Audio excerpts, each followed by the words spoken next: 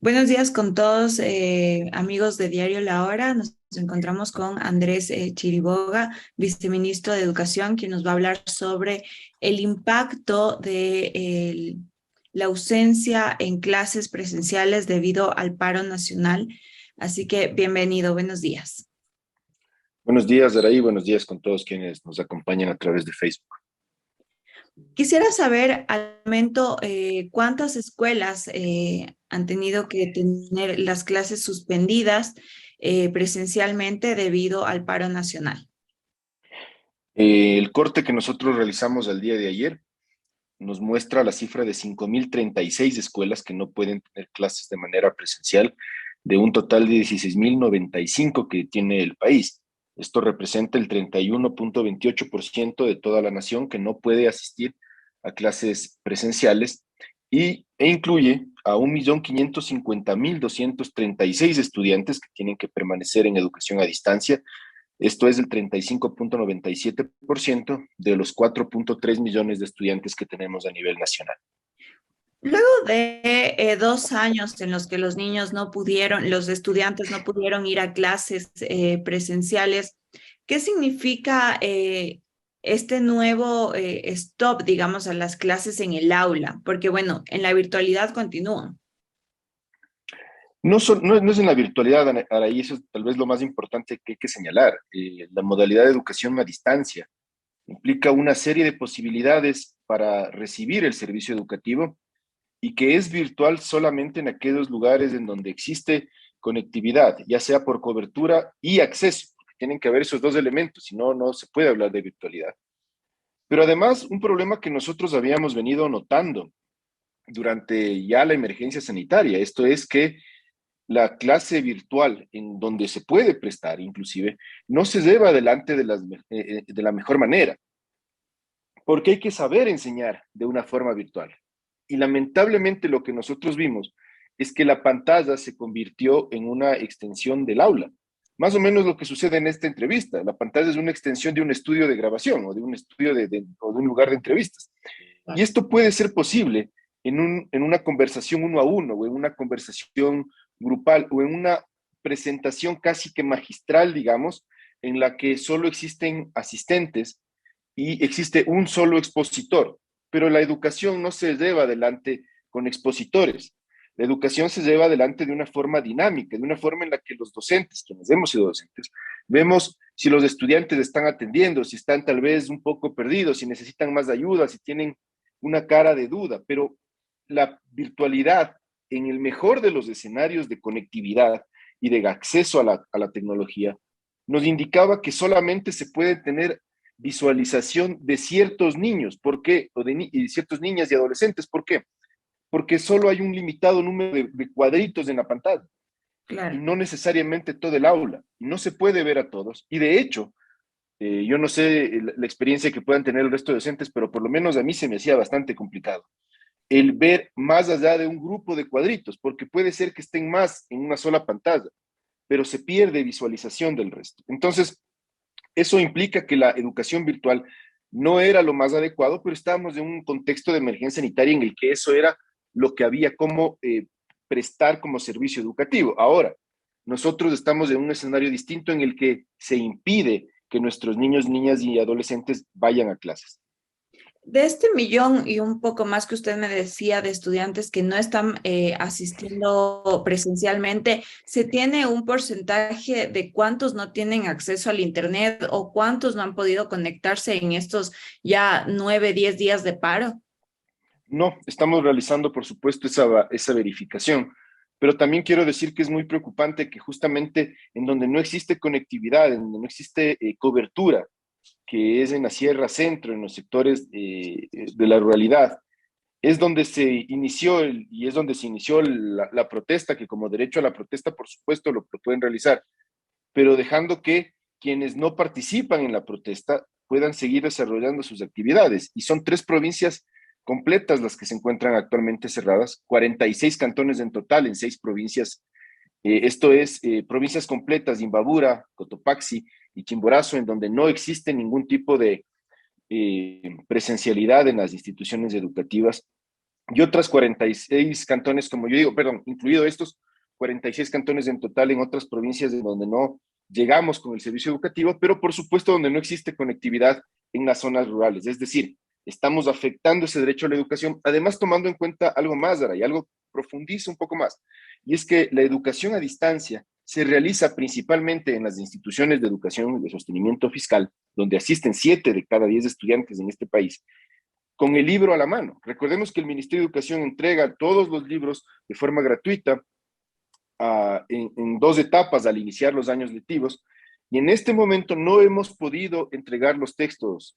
Araí, esto es muy importante. Nosotros hablamos de una afectación de 194.266 estudiantes que no han podido recibir 768.000 textos, un poco más, y esto implica que así quisieran tener clases virtuales, realmente, y tuvieran conectividad, y tuvieran cobertura, y tuvieran acceso, se están conectando para escuchar, para escucharnos así como hacemos en esta entrevista, no ¿Esto es para poder debido al seguir. paro, el no poder tener acceso al libro o qué? Es debido al paro, porque la segunda entrega que se tenía que realizar en estos días no han podido pasar porque los camiones con los textos escolares no pueden pasar a entregar los libros, porque por supuesto, a ojos de los manifestantes, la entrega de libros escolares seguramente no será una de las prioridades que tenemos como país, pero lamentablemente esto es algo que tenemos que decir que está afectando a miles de niños. ¿Cómo veían ustedes? Hemos hablado bastante de la nivelación que tenían los chicos cuando llegaban después de la pandemia, los vacíos educativos que el Ministerio de Educación ha mencionado en 4 áreas sobre todo. ¿Cómo veían ustedes el avance desde que se volvió a la presencialidad y cómo puede afectar eso estos 10 días de paro que todavía no sabemos cuántos más serán? A ver, es una muy buena pregunta. Nosotros habíamos visto que existió un avance absolutamente desequilibrado en la emergencia sanitaria. Esto porque no todos los hogares, que es en donde los estudiantes tenían que llevar adelante su educación, tienen el mismo nivel de respaldo a sus actividades académicas. Y esto no es culpa de los hogares, por supuesto. Esto es porque existen hogares en donde existía tiempo, existe tiempo donde el padre o la madre o el acompañante de los niños, niños y adolescentes puede prestar una contingencia para poder ayudar, para poder respaldar ese proceso de enseñanza-aprendizaje. Existe hogares donde los padres y las madres tienen que trabajar todo el día y por supuesto este proceso no existe. Más allá de que pueda existir niveles educativos dentro de los hogares que estaban en uno u otro nivel, digamos, pero realmente es el tiempo de las familias lo que condiciona este respaldo. Y hemos visto entonces que al regreso a las escuelas tenemos estudiantes que han logrado mantener de mejor manera los procesos de aprendizaje, la adquisición de conocimientos en relación a sus compañeros, a quienes no vieron durante 2 años, pero que vivían realidades diferentes en sus casas. Consecuentemente, lo que nosotros hacíamos es un proceso de evaluación inicialmente.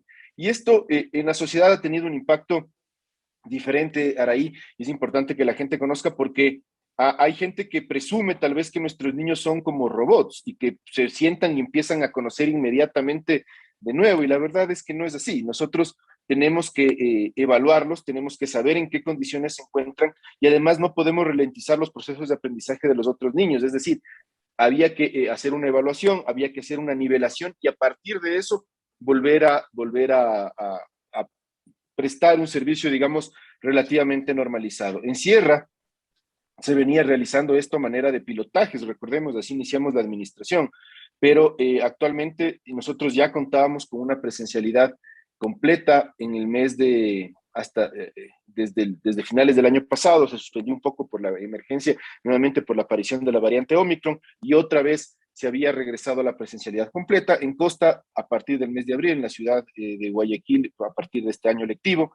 Es decir, esto nos complica muchísimo porque cada día que se pierde es un día de evaluación y de nivelación menor, es un día en que los compañeros y las compañeras, de hecho, quienes se ayudan de forma directa o indirecta al ver que otros compañeros están aprendiendo más o mejor, o ya tenían ciertos conocimientos, o ayudar a mis compañeros, que los docentes puedan hacer de enlace entre estos procesos, más allá de su trabajo académico y más allá de hacer el proceso de nivelación como les corresponde, se vuelve a ralentizar, se vuelve a perder todo este trabajo. Especialmente en estas tres provincias que usted mencionaba, ¿cuál era el nivel que habían alcanzado los chicos? Justamente es aquí donde hay muy poca conectividad, y cómo les afecta a ellos a futuro, porque mucho se hablaba de que hay vacíos que tomarían años superar en el nivel educativo con los 2 años de pandemia y pues ahora ya 10 días de paro. Sí. Eh, es diferente en las provincias. Por ejemplo, en la provincia de Imbabura teníamos muy buenos niveles académicos de nuestros estudiantes, tanto en las ciudades como en el campo. Teníamos niveles académicos adecuados, instituciones educativas que operan muy bien. En la ruralidad, mientras más alto, digamos, mientras más hacia arriba, más hacia las montañas, existe mayor realidad, y esto implica que hay muchas instituciones educativas, pero con muy pocos estudiantes, y existe menor conectividad. Y por supuesto esto en la provincia de Chimborazo, en la provincia de Cotopaxi, implica que existían niveles de rezago mayor, pero como yo digo, en este proceso de evaluación había niños y niños también, no todos se encontraban en ese mismo nivel, y nosotros nos encontramos todavía evaluando. Recordemos que el año de cierre está por terminar y el proceso de nivelación general para todos empieza en el siguiente año lectivo, es en costa, en los cantones de costa, donde no hemos podido iniciar, o hemos tenido que suspender, en donde nosotros nos encontramos realizando ese proceso, porque en mayo recién había empezado el año lectivo, ya habíamos evaluado, estábamos nivelando, y lamentablemente esto, por supuesto, nos complica. En cuanto a las evaluaciones, para terminar justamente el año, ustedes tendrán que hacer algún tipo de adaptación tomando en cuenta este tiempo en el que no han podido asistir presencialmente. Estamos a una semana y media de concluir clases en el régimen Sierra Amazonía. Y esto implica, por supuesto, que nosotros tenemos que flexibilizar las formas de evaluación. Pero también hay que recordar, Araí, que 46 cantones no pueden prestar el servicio educativo y el resto sí. Esto quiere decir que nosotros tenemos todavía el 65%, 64% de estudiantes que están asistiendo de forma presencial, en Sierra también, y que están desarrollando actividades académicas de una forma normal en ciudades grandes y en sectores rurales también. Para ellos, digamos, el régimen se mantiene, y la disposición que se ha dado desde la señora ministra de Educación es absolutamente clara. Cada escuela que pueda volver a abrir tiene que abrir. Para nosotros es fundamental hacerlo. Sabemos que no es una posición popular frente a aquellos que o bien quieren que las escuelas se mantengan cerradas como forma de cautización de la sociedad, o bien no comprenden la importancia de mantener el sistema educativo abierto, y encuentran, porque no están relacionados, no están familiarizados con el sistema educativo, y nos dicen muchas veces, bueno, cierra las escuelas y mantenga distancia y no pasa nada. La verdad es que pasa, y pasa mucho.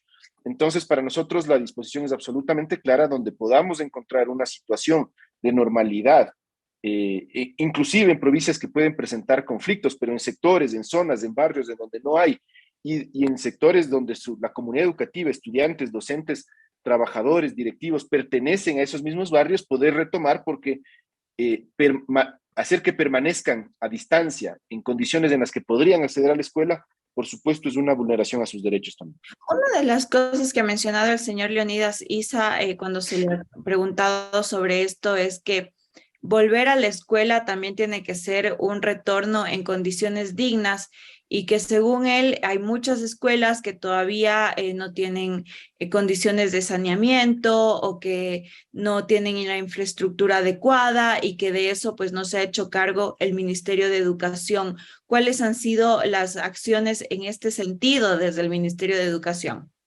El Ministerio de Educación, en este año de gobierno que nosotros tenemos, ha logrado intervenir el 42% de las instituciones educativas a nivel nacional, de una forma total o de una forma parcial. Nosotros sabemos que mientras exista una escuela que no presente condiciones adecuadas para volver, que no presente condiciones de absoluta dignidad, van a existir reclamos, y que esos reclamos son legítimos para ahí. Eso no quiere decir que esa escuela no puede volver y que esos niños están condenados a quedarse sentados en su casa mientras se arregla la escuela. Son cosas diferentes. Nosotros tenemos que volver a la escuela, y los arreglos en la escuela se pueden seguir realizando, como hemos realizado esta intervención a 42% de instituciones educativas. El 42% son 5.200 instituciones educativas atendidas en un año. Nosotros hasta este año, hasta el finalizar el año, pretendemos atender a más de 5.900 instituciones educativas ahí.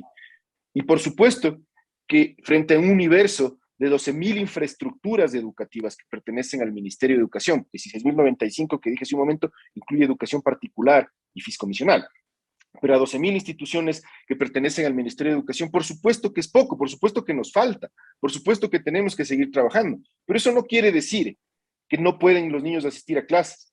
Esa es una falsa dicotomía y eso es algo que es importante indicarle a la ciudadanía. Como hay una escuela, entonces que esos niños no vayan, pero es que no se puede hacer eso. Hay soluciones administrativas, se puede reasignar a los niños de otras instituciones, se puede hacer por grupos o se puede seguir asistiendo, pero también con una condición importante ahí, el trabajo de agua y saneamiento, por ejemplo, que se ha observado, no le corresponde al Ministerio de Educación. Que exista agua potable en un cantón no es responsabilidad de nosotros. Nosotros podemos llevar adelante soluciones parciales, soluciones temporales. De hecho, hemos trabajado con UNICEF en la iniciativa WASH, que es que incluye poner lavabos móviles en las instituciones educativas. Se ha puesto decenas de ellos, se busca poner más kits de estos a nivel nacional, pero esto es una solución parcial porque la responsabilidad es de los gobiernos autónomos descentralizados con quienes hemos trabajado conjuntamente de una gran manera, pero por supuesto, en un año atender 5.200 no es poco y tenemos que seguir trabajando, tenemos que seguir atendiendo a más. Sabemos que ese es uno de los reclamos que se realizan legítimamente, pero caotizar el país de hecho nos perjudica. Nosotros actualmente estábamos atendiendo a 951 instituciones a nivel nacional brindando mantenimiento. De esas, 72 no pueden ser objeto de ese mantenimiento. Una inversión de $3.145.000 que no puede llegar porque no se puede atender en lugares donde lamentablemente los trabajadores no pueden ingresar a realizar el mantenimiento. Y más aún, Araí, nosotros estamos construyendo escuelas nuevas, escuelas desde cero, escuelas grandes para entre 1.500 y 2.000 estudiantes a nivel nacional, muchas de ellas en la ruralidad, en ciudades con presencia de pueblos y nacionalidades importante, inversión que supera los $50 millones, 7 instituciones educativas totalmente paralizadas a la fecha, 5 porque la comunidad no permite el paso de los trabajadores, no permite que se realicen los trabajos, y 2 que están en costa, en sector rural de costa también una de ellas, pero que no pueden seguir construyendo porque no llegan los materiales. ¿Dónde están Entonces, estas 5 instituciones de la sierra? está en Malchinguí, en la provincia de Pichincha, Natalia Jarrín, que es en la ciudad de Cayambe, Surupugyo, que es en Bolívar, Ángel Polibio Chávez, que es en Guaranda, esa es en la zona urbana, y la Dolores Cacuango, que también es al norte de la provincia de Pichincha. Y estamos hablando de dos más, que son la Nicolás Infante Díaz y la Quevedo, que son en la provincia de Los Ríos. Y esas instituciones educativas están absolutamente paralizadas. 50 millones de inversión para la ruralidad principalmente, que no se puede llevar adelante. Finalmente, ¿qué conversaciones o acercamientos ustedes han tenido con las personas que están llevando a cabo este paro nacional y también con el gobierno nacional? No sé si desde la educación también se pueda tener este tema de mediar un diálogo o cuál es la postura del Ministerio de Educación en estos momentos. En primer lugar, quiero decir que la postura del Ministerio de Educación es y seguirá siendo llamar al diálogo en el que las dos partes entiendan que hay que sentarse a conversar sobre la posibilidad de implementar medidas, los tiempos que toman la implementación de ciertas demandas que se realizan justamente, para poner de ejemplo de las escuelas que se encuentran desatendidas, no es que protesto y mañana la escuela está construida. La escuela requiere un proceso de contratación pública, requiere un proceso de asignación de fondos, luego de ejecución del contrato y luego de entrega y evaluación de la obra. Así funciona la contratación de obras en este país y eso es lo que corresponde hacer. Y por supuesto para nosotros es importante que el diálogo se mantenga, en condiciones de apertura de las dos partes, pero también queremos hacer un llamado como Ministerio de Educación para que se tenga a la educación como el centro de desarrollo del Ecuador, del país, independientemente de la bandera. Nosotros creemos que los protestantes que están peleando por muchos puntos con legítima angustia, con legítimo, como una expresión social de reclamo, y eso está bien, pero creemos que deben tener absolutamente claro que las escuelas no pueden ser un centro que tenga que ser cautizado, que no se permite el ingreso de los estudiantes, que no se permita que los docentes realicen su trabajo. Para nosotros es importante entonces llamar al diálogo y también llamar a la comprensión de que las escuelas no pueden ser utilizadas dentro del marco de la protesta. ¿Y han existido daños a escuelas en estos días de paro? Estamos realizando las evaluaciones, lamentablemente no podemos ir, pero sí ha existido algunos daños a instituciones educativas, a distritos educativos. Nosotros sabemos que existen instituciones en donde no se ha permitido el ingreso, quemando llantas a las entradas de las escuelas. Un manifestante, porque hay un video que comprueba eso, lanzó una bomba lacrimógena adentro de una escuela, Cotopaxi, ¿no? con niños adentro. Entonces, eso no es parte, por supuesto, de la protesta, eso sucedió en Saquicilí. Entonces, por supuesto, para nosotros es importante señalar que nosotros creemos que estos actos que no representan seguramente a la protesta legítima, están perjudicando a los estudiantes y están poniéndoles en una situación en la que parte de su aprendizaje va a ser que conversando no se solucionan, sino agrediéndose entre partes diferentes. Y eso es una pena. ¿Y a ustedes la CONAIE les ha entregado tal vez una propuesta, un plan de trabajo para sus comunidades, para estos niños que no pueden conectarse en la sierra sobre todo? ¿Cómo ha sido el trabajo con ellos en este primer año de gobierno, tomando en cuenta que ellos tienen un sinnúmero de peticiones, pero yo sí quisiera saber cuántas propuestas les han hecho? Yo diría que nos han hecho reclamos legítimos y también nosotros no esperamos solamente una protesta, sería lo ideal. Ahora ahí probablemente que den con una protesta, perdón, con una propuesta que esté absolutamente equilibrada, que esté diseñada, calculada el presupuesto, pero nosotros no esperamos eso, porque no les corresponde. Nosotros entendemos que ese es el trabajo del Ministerio de Educación. Nosotros tenemos que atender a los reclamos, a las protestas, a las quejas, a las necesidades que tiene la ciudadanía, toda la ciudadanía, y eso en un país diverso como el Ecuador, con realidades diferentes, con identidades culturales diferentes, con realidades geográficas diferentes, con regímenes escolares diferentes, porque Sierra y Costa empiezan en momentos distintos en un país tan pequeño. Bueno, con todas esas condiciones, nosotros creemos que nos hemos sentado a dialogar con todos aquellos que quieren hacerlo, en varias oportunidades hemos atendido reclamos, hemos acudido a muchísimas instituciones educativas presencialmente, hemos invertido en la ruralidad, hemos trabajado conjuntamente con la empresa privada para que la empresa sea socialmente responsable de aquellas escuelas en las que sus trabajadores tienen a sus hijos. Y esto ha sido un cambio muy importante con el que se ha logrado también invertir. Queremos que la escuela no que nos subvencionen las obligaciones del Estado. Queremos que la escuela vuelva a estar en el centro de la comunidad educativa, que vuelva a ser importante para todos los actores de la comunidad, y estamos reconstruyendo esa imagen, esa importancia de la escuela, del colegio, en cada uno de los pueblos. Es importante decir que esto ha sido bien recibido en las comunidades rurales, ha sido bien recibido en los pueblos y nacionalidades, pero sabemos que en la protesta el tema de educación, que no tiene muchos más puntos, usted puede ver en los 10 puntos, más allá del presupuesto de educación intercultural bilingüe, que se ha duplicado ya, que se ha dispuesto que se duplique ya al Ministerio de Finanzas y al Ministerio de Educación, a pesar de que el Ministerio de Educación no es el ejecutor, existe una institución autónoma, administrativa y financieramente, que es la Secretaría de Educación Intercultural Bilingüe, la que ejecuta los fondos de la educación intercultural bilingüe. Esto ya ha sido asignado y por supuesto nosotros esperamos que al menos en materia educativa no exista mayores inconvenientes que impidan que se preste el servicio educativo. Estimado viceministro, le agradezco mucho por estar con nosotros en esta mañana y pues esperamos que sí, que se solucionen estos inconvenientes para que los niños y jóvenes puedan volver a las escuelas. Gracias, Aray. Un gusto. Gracias, Dani. Listo, Ara, un gusto. Gracias, viceministro. Una linda mañana. Gracias, Daniel. Igual. Ya te paso la grabación, Ara. Porfa, pasa. Gracias, chau.